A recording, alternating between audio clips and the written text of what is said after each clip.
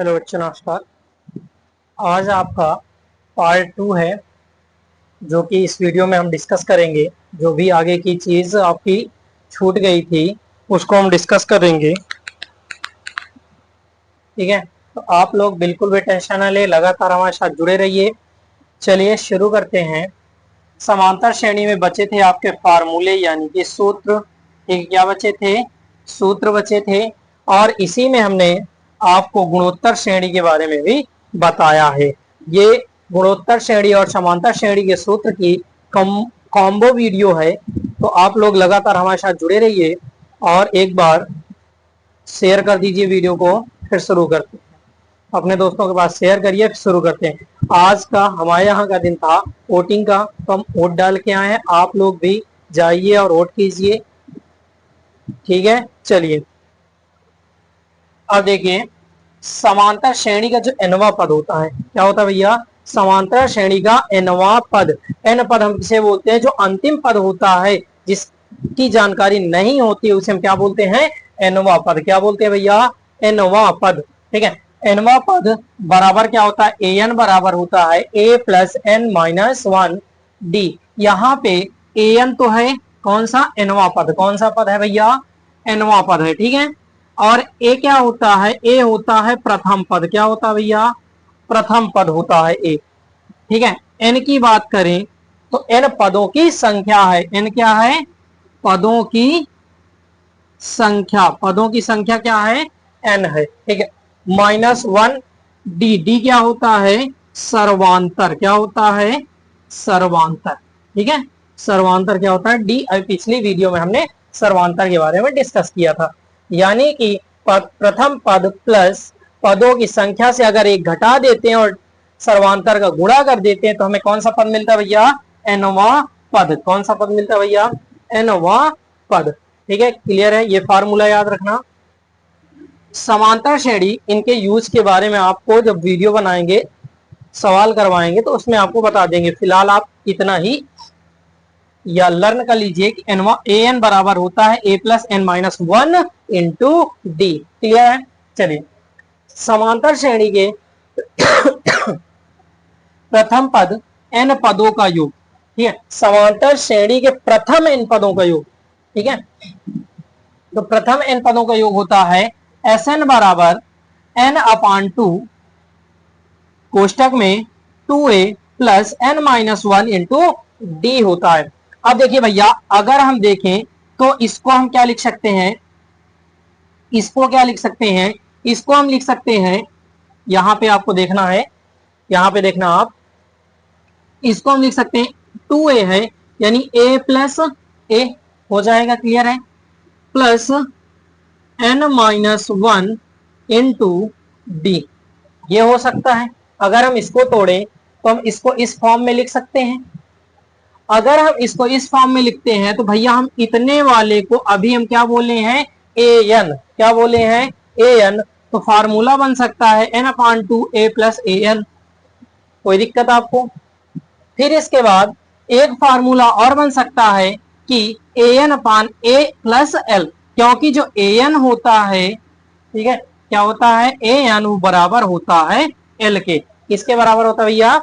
L के बराबर होता है। यदि किसी समांतर श्रेणी में केवल एन ही पद हैं तो ए एन अंतिम पद एल के बराबर होगा। किसके बराबर होता है भैया? एल के बराबर होता है। तो ए एन की वैल्यू अगर हम रखेंगे तो ये वाला फार्मूला भी आपका बन सकता है। यानी कि प्रथम एन पदों के योग के लिए आपके पास टोटल 4 फार्मूले। कितने फार्मूले हैं भैया? 4। एन अपान 2 कोष्टक में 2a plus N minus 1 D एक है। दूसरा यहां पे भी है आपका N upon 2 A plus N minus 1 into D, ये दूसरा फार्मूला। तीसरा एन अपान 2 कोष्टक में ए प्लस ए एन। ठीक है, तीसरा फार्मूला। चौथा है एन अपान 2 कोष्टक में ए प्लस एल, ये हो गया आपका चौथा फार्मूला। कितने फार्मूले हैं भैया? 4 फार्मूले हैं। किसके? समांतर श्रेणी के प्रथम इन पदों के योग निकालने के लिए। क्लियर रहेगा आपको? आपको कितने फार्मूले रखने हैं? चारों रखने हैं, चारों याद करने हैं। फार्मूले ही आएंगे तभी आपको सवाल आएंगे, नहीं तो आपको सवाल नहीं आएंगे। ठीक है, चलिए आगे देखते हैं। प्रथम एन प्रथम एन धन पूर्णांकों का योग बराबर प्रथम एन धन पूर्णांकों का योग। धन पूर्णांक आप जानते होंगे, पूर्णांक किसे बोलते हैं? तो पूर्णांक आप जाकर के सबसे पहली वीडियो मैथ की आप देखिएगा, संख्या पद्धति, उसमें आपको पूर्णांक के बारे में हमने बहुत डिटेल से बताया है, तो उसको जाके देखिएगा। अब धन पूर्णांक यानी प्लस वाले जो होते हैं उनके बारे में, तो उनका फार्मूला होता है एस एन, यानी ये क्या है? प्रथम एन धन पूर्णांकों का योग, जिसे हम किससे दर्शाते हैं? एस एन से। तो एस एन बराबर एन, कोष्टक में N plus one upon two. ठीक है, क्या होता है? N plus one upon two, जहां पे एन क्या होती है भैया? पदों की संख्या। क्या होती है? पदों की संख्या। ठीक है, क्लियर है ये बात? चलिए, तो ये फार्मूला आप याद रखिएगा, प्रथम एन धन पूर्णांकों का योग बराबर, यानी कि एस एन बराबर एन कोष्टक में N plus one upon two, याद रखिएगा। ठीक है, और एन क्या है? पदों की संख्या भैया। क्या है? पदों की संख्या। चलिए अगला फार्मूला देखते हैं। समांतर श्रेणी का समांतर माध्य, समांतर माध्य यानी कि मध्य पद। तो मध्य पद क्या होता है? मध्य पद, जैसे मान लो आप की समांतर श्रेणी है ए बी सी, तो यानी कि बी बराबर क्या होगा? तो ए प्लस सी अपान का टू। क्या होगा? ए प्लस सी अपान का टू, यानी कि समांतर माध्य बराबर प्रथम पद प्लस अंतिम पद बटे दो। ठीक है, अगर किसी कोई श्रेणी इस प्रकार की है तो क्या बनेगा? बी बराबर ए प्लस सी अपान टू बनेगा भैया। ठीक है, क्लियर है? चलिए, ये आपके फार्मूले थे किसके? समांतर श्रेणी के फार्मूले थे। किसके थे? समांतर श्रेणी। समांतर श्रेणी की पूरी डिटेल्ड अब खत्म हो चुकी है, जो भी उसकी जानकारी थी आपको मिल चुकी है। आप लोग देखिए और उसको शेयर करिए अपने दोस्तों के पास। और ये वीडियो केवल 10th के बच्चों के लिए नहीं है, ये सभी क्लास की मैथ के लिए जरूरी है। तो इसलिए ये ना करें कि केवल 10th के लिए है तो हम क्या करें, सबके लिए जरूरी है। सबके पास फॉरवर्ड करिए, ठीक है, सबके पास शेयर करिए और लाइक भी कर दीजिए। ठीक है, चलिए अब देखते हैं। इसके बाद दूसरी श्रेणी है गुणोत्तर श्रेणी। कौन सी श्रेणी भैया? गुणोत्तर। गुणोत्तर श्रेणी यानी कि जियोमेट्रिक प्रोग्रेशन। ठीक है, जियोमेट्रिक प्रोग्रेशन, जिसे शार्ट में बोलते हैं जीपी। क्या बोलते हैं? जीपी हैं। और याद बताए थे, याद करिए, ए यानी अर्थ, सॉरी एपी क्या बोलते हैं? एपी यानी अर्थमेटिक प्रोग्रेशन। क्या बोलते हैं? Arithmetic progression. ठीक है, चलिए अब आगे देखते हैं गुणोत्तर श्रेणी है क्या। गुणोत्तर श्रेणी किसे कहते हैं? परिभाषा देख लेते हैं, डेफिनेशन। वह श्रेणी जिसमें प्रथम पद को छोड़कर हर अगला पद अपने पिछले पद से अचर अनुपात में बढ़ता है। किस अनुपात में बढ़ता है भैया? अचर अनुपात में बढ़ता है। ठीक है, वह श्रेणी जिसमें प्रथम पद, ठीक है, प्रथम पद को छोड़कर अगला पद अपने पिछले पद के अचर अनुपात के अनुसार बढ़ता है, उसे हम क्या बोलते हैं? गुणोत्तर श्रेणी। और जो अचर अनुपात है वही क्या कहलाता है? सर्वानुपात। यहाँ पे होता था सर्वांतर, लेकिन यहाँ पे होता है सर्वानुपात।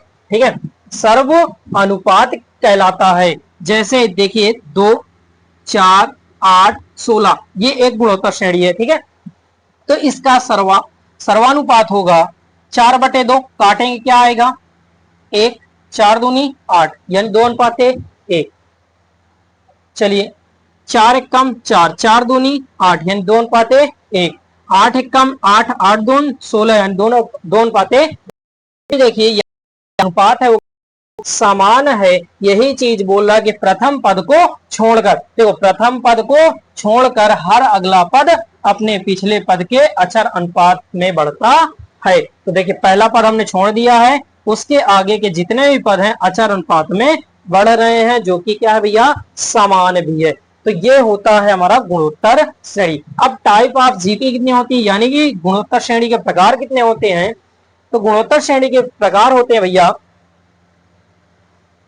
कितने होते हैं, इसके दो प्रकार होते हैं। कितने प्रकार होते हैं? दो प्रकार। और अब समांतर में, गुणोत्तर में भी यही है। इस सीमित किसे बोलते हैं? अनंत होता उसे हम परिमित बोलते हैं, जिस पद नहीं होता है उसे अपरिमित बोलते हैं। ठीक है, जिसमें अंतिम पद होता है उसे परिमित, जिसमें अंतिम पद नहीं होता है उसे भैया अपरिमित बोलते हैं। क्या बोलते हैं? अपरिमित। यानी जिसमें पदों की संख्या क्या हो, परिमित हो, उसे हम क्या बोलते हैं? उसे बोलते हैं परिमित। क्या बोलते हैं? परिमित। जैसे कि A comma A R square comma A R cube dot dot dash, last का पद है A R N minus one, यानी कि इसमें अंतिम पद दिया है, तो यह श्रेणी क्या है? परिमित प्रकार की गुणोत्तर श्रेणी है।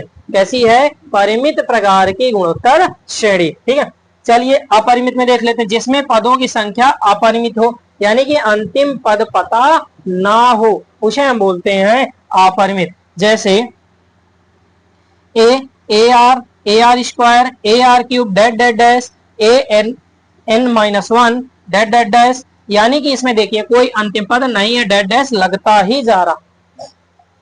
तो जहां पर अंतिम पद नहीं होता भैया उसे बोलते हैं अपरिमित गुणोत्तर श्रेणी। सेम कंडीशन समांतर श्रेणी के प्रकार में भी है। ठीक है, तो दोनों याद रखिएगा। आगे देखते हैं इसका व्यापक रूप क्या होता है। इसका व्यापक रूप, तो इसका व्यापक रूप जो होता है बहुत पूछा जाता है, कहीं पर भी हो व्यापक रूप सबके पूछे जाते हैं। तो इसका व्यापक रूप A comma A R plus A R square comma A R cube dot dot dash अंतिम पद यानी A R N minus one. A क्या है? ए यहाँ पे है प्रथम पद, पहले ही बताए हैं। ठीक है, आर क्या है? आर है सर्वानुपात। सर्वानुपात, सर्वानुपात को आर से प्रदर्शित किया जाता है। एन क्या है? पदों की संख्या। किसकी संख्या? पदों की संख्या है। ठीक है, और वन तो पता ही आपको कि पदों की संख्या से एक घटा दिया जाए और सर्वानुपात का वर्ग करके उसमें गुणा कर दिया जाए प्रथम पद में, तो हमें मिलेगा अंतिम पद। ठीक है, क्लियर है भैया? चलिए आगे देखते हैं। गुणोत्तर श्रेणी के प्रथम तीन पदों का योगफल, फार्मूला क्या होता है? तो प्रथम तीन पदों के योगफल के लिए होता है एस एन। एस एन बराबर ए कोष्टक में वन माइनस आर की power N upon one minus R. ठीक है, लेकिन यहाँ पे एक चीज होता है कि जो आर होता है वो छोटा होता है, आर वन से छोटा होता है। क्या होता है? वन से छोटा होता है, और ना आर कभी एक के बराबर नहीं होता है। ठीक है, छोटा भी होगा, कभी एक के बराबर भी नहीं होगा। ठीक है, चलिए फिर इसके लिए एक दूसरा फार्मूला भी होता है कि एस एन बराबर ए आर एन। देखिए वहां पे पहले आर एन नहीं था, ठीक है, बस थोड़ा सा चेंज है वही। तो R N minus one upon का आर माइनस वन, यहाँ पे आर क्या हो जाएगा? वन से बड़ा हो जाएगा। अगर हम ये वाला फार्मूला लगाते हैं तो इसमें आर जो होगा वन से बड़ा होगा, और ये वाला लगाते हैं तो आर छोटा होगा वन से, और दोनों कंडीशनों में आर कभी एक के बराबर नहीं होगा, R not equal to one. ठीक है, ठीक है, चलिए आगे देखते हैं मेरे प्यारे भाइयों। प्यारे भाइयों आगे देखते हैं गुणोत्तर श्रेणी के अनंत पदों का योग। किसका योग? अनंत पदों का योग। क्या होता है? अनंत को हम किससे दर्शाते हैं? सबको पता है, इनफाइनाइट। किससे दर्शाते हैं? इनफाइनाइट, यानी कि एस यानी सम। एस का मतलब क्या भैया? सम है। यहाँ पे क्या है? सम। जोड़ के लिए हम सम का प्रयोग करते हैं, इसलिए योगफल है तो सम है यार, उसी का प्रतीक है एस। एस इनफाइनाइट बराबर ए अपान वन माइनस आर। क्या होता है? एस इनफाइनाइट बराबर ए अपान ए माइनस आर। फिर इसके बाद भैया देखते गुणोत्तर माध्य बराबर, तो गुणोत्तर माध्य जी बराबर, गुणोत्तर माध्य जी बराबर यानी कि जियोमेट्रिक। ठीक है, जियोमेट्रिक बराबर अंडर रूट ए बी का बार। ठीक है, ए बी का बार, ये होता है आपका गुणोत्तर माध्य। क्या होता है भैया? गुणोत्तर माध्य। ठीक है, ये आपका गुणोत्तर श्रेणी भी हो गई, आपकी जो समांतर श्रेणी थी वो भी खत्म हो गई। ठीक है, अब देखिए एक चीज यहां पे रहता है कि इनकी जो आपस में जैसे कि संबंध की बात करें, समांतर श्रेणी और गुणोत्तर श्रेणी में संबंध क्या है? ठीक है, तो ये भी आप याद रखिएगा कि एपी बड़ा होता है या तो बराबर होता है किसके, जीपी के, किसके, जीपी के। ठीक है, अर्थमेटिक प्रोग्रेशन या तो बड़ा होगा या तो बराबर होगा किसके, गुणोत्तर श्रेणी यानी जियोमेट्रिक प्रोग्रेशन के। किसके बराबर होता है भैया, जियोमेट्रिक प्रोग्रेशन के। ये बात क्लियर है आपको कि ये क्या है, ये है गुणोत्तर श्रेणी और समांतर श्रेणी के मध्य संबंध है। क्या है भैया, इनके बीच ये संबंध है।